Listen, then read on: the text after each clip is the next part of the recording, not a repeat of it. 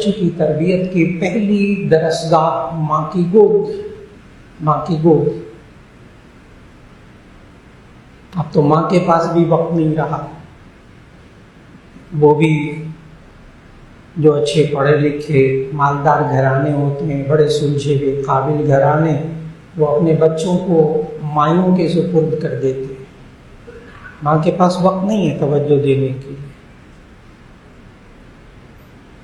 بلکہ اس دور کی مائیں تو یہاں تک کہنے لگی ہیں، عام گھروں کا مسئلہ ہے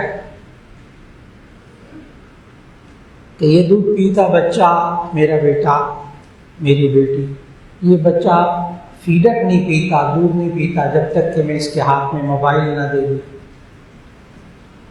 موبائل دے دیتی ہوں اس کے ہاتھ میں تو اسی صورت میں یہ لگا رہتا ہے، دودھ بھی پی لیتا ہے، ورنہ فیڈر کو منہ نہیں لگاتا۔